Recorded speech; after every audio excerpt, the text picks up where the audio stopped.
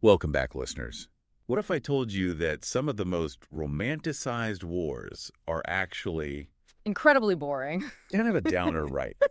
But today, It's true. that's what we're going to find out. Yeah. Today, we are diving deep into George Orwell's Homage to Catalonia. Ooh, good one. It's his personal account of fighting in the Spanish Civil War. I'm excited for this one. Yeah, and one of our listeners actually sent this one in. Oh, wow. They wanted to kind of understand this grittier side of fighting for a cause. Yeah, And I think Orwell really delivers that. he does.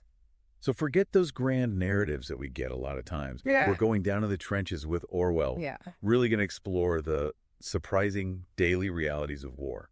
Yeah, and it's interesting how Orwell's background really sets the stage for all of his experiences in Spain. Yeah. He wasn't just some, naive youth swept up in the moment. Right. He had already seen some pretty harsh realities. Exactly. I mean, you think about his time as an imperial police officer in Burma, Right. his struggles with poverty in Paris and London, Yes. even documenting poverty in England. It's like he was drawn to these darker sides of human experience. Yeah, it was. He Yeah. had this drive to see and understand things that people often just ignore. Totally. Yeah. And that lens is so crucial. Yeah. When he arrives in Barcelona in December of 1936.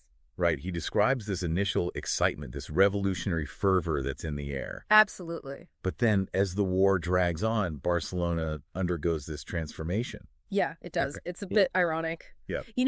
While Orwell is experiencing the really harsh realities of the Aragon front, Barcelona is seeing these sleek cars reappear officers everywhere. Almost like that initial revolutionary spirit is fading away. Okay, so while we have this shift happening in Barcelona, Orwell is stationed at the Aragon front.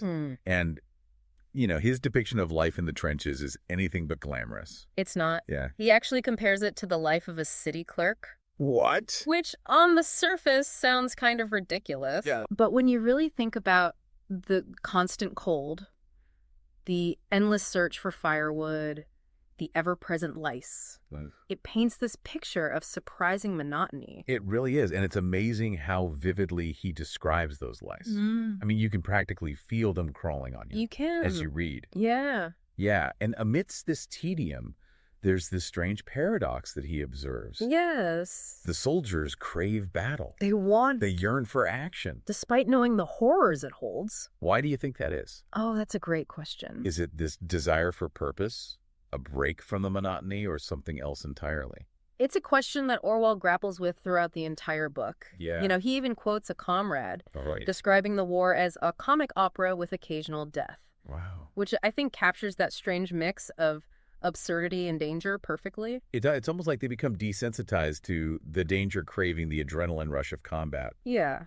But alongside this, Orwell also talks about this camaraderie and equality he experiences on the Aragon front. Yeah. At least initially. Initially, Yeah. this is where those complexities of war really come into play. Okay. While Orwell is witnessing this camaraderie on the front lines back in Barcelona, the political landscape is shifting dramatically. Okay, let's unpack that a bit. Sure. You have all these different factions. Right. You have the anarchists, the communists, the socialists, all fighting against Franco. Yep. But also all vying for power and influence amongst themselves. Yeah. How does that play out in Orwell's experience?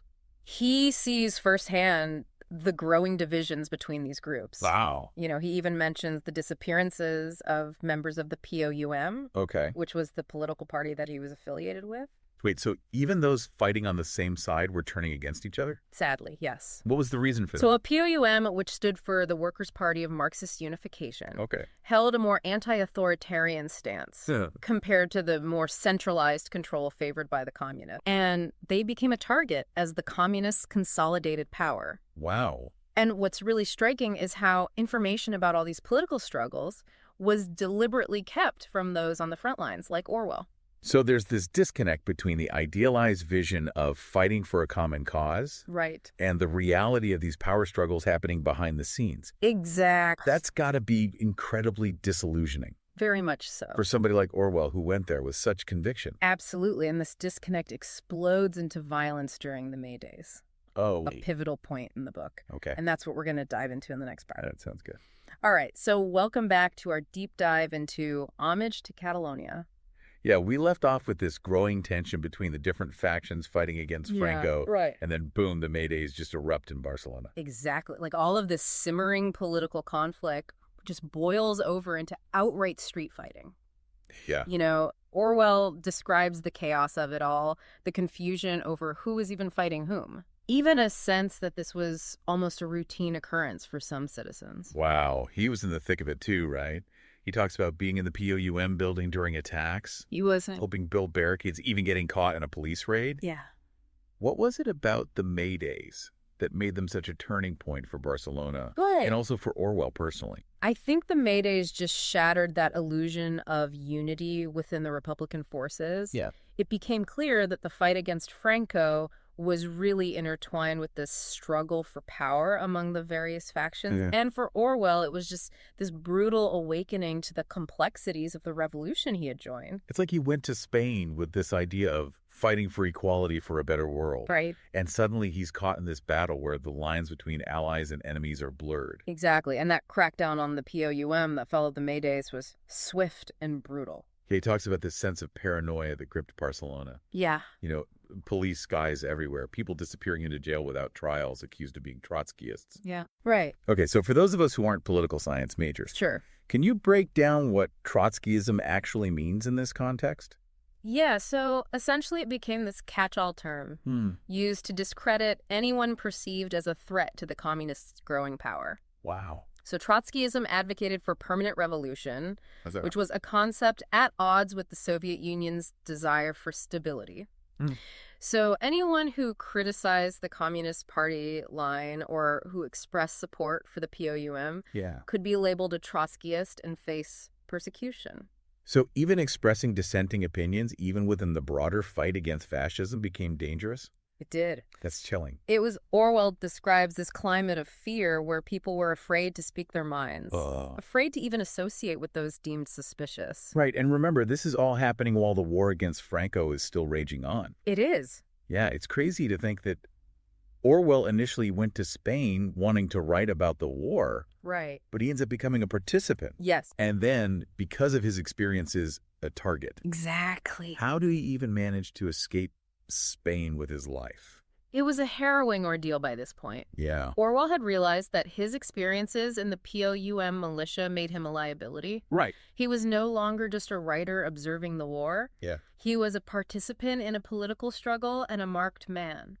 He describes this constant fear of being arrested, Yes. the need to trust complete strangers, Absolutely. and the sheer luck that allowed him to slip across the border. There was a lot of luck involved. It highlights the fragility of life in a political climate like that. It does. And, for Orwell, this escape wasn't just about physical survival. Right. It was about preserving his ability to tell the truth about what he had witnessed.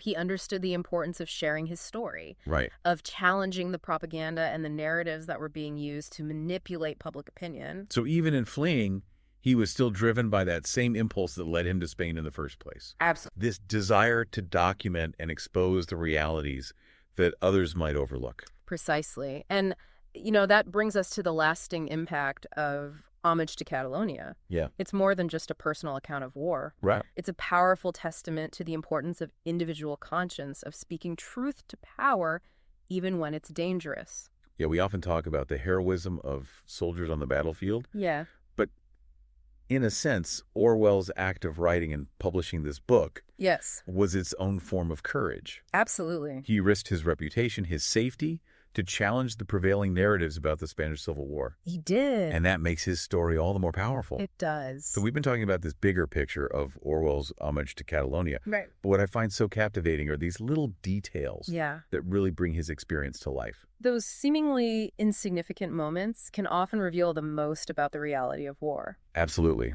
Like when he describes arriving at the Aragon front Yes. and realizing how far away the enemy trenches actually were. He expected this intense close quarters combat, Right. but instead he finds himself. In this strange no man's land, Right. where the most immediate threats are the freezing cold and that constant hunt for firewood. It really challenges that Hollywood image of war, doesn't it? It does. Yeah. Orwell even describes how they became like amateur botanists. Really? Out of necessity, learning to identify every type of plant by its burning qualities. Wow. Desperate times call for desperate measures. Yeah. Makes you realize that war isn't always about these grand battles and heroic charges. No. It's about the sheer struggle to survive, the day-to-day discomforts. The day-to-day, yeah. And then there's the food. Oh, yeah. Which seems to have been a source of both amusement and frustration for Orwell. It was. He talks about these incredibly rich, heavy meals being served even in the hospitals, I know. while much of the civilian population was struggling to find enough to eat. Yeah, it's almost absurd. It's this disconnect. It highlights that, maybe a cultural reluctance to adjust traditional practices, even in the face of wartime realities. Yeah, I think that's a good point. And who could forget his vivid descriptions of the lice? Ah, yes, the lice. I mean, a constant companion. Orwell certainly didn't shy away from the less glamorous aspects of war. Not at all. It's a reminder that, these tiny creatures affected everyone, Right, regardless of rank or political ideology. He even suggests that pacifists should use images of lice in their pamphlets. What? To illustrate the true nature of war. That's a new one. Kind of a shocking tactic, but it is. I see his point. I mean, it does speak to Orwell's commitment to honesty, wouldn't you say? Absolutely. He wanted to strip away that romantic veneer and present war in all its stark reality. So after diving deep into Homage to Catalonia, yeah, what are some of the key takeaways here? Well, I think it's a reminder that war, even when fought for a just cause, is incredibly complex. Right. There are political machinations, betrayals, and unintended consequences that can't be ignored. And it also highlights the importance of critical thinking. Yes. Of questioning the narratives we're given and seeking out the truth, even when it's uncomfortable. Absolutely. We must be willing to look beyond the headlines and propaganda to really understand the nuances of conflict. Especially in our current age of information overload. Absolutely. And lastly, I think it's a testament to the human spirit's resilience. I agree. Despite the hardships, the disillusionment, Orwell never loses his faith in the power of individual action and the importance of speaking truth to power. It's a message that resonates deeply even decades later. It does. Yeah. Homage to Catalonia challenges us to be informed, to be engaged, and to never stop questioning the world around us. Very well said. So if you're looking for a book that will challenge your assumptions and provide a fresh perspective on history, I highly recommend picking up a copy of Homage to Catalonia. It's a good one? Yeah, it's a powerful read that will stay with you long after you finish the last page. It will. And for those wanting to dive even deeper into Orwell's world and the Spanish Civil War, we've included a link in the show notes with additional resources. Awesome. And that concludes our deep dive into Homage to Catalonia. Thanks for having me. Oh, it's been a pleasure. Don't forget to subscribe.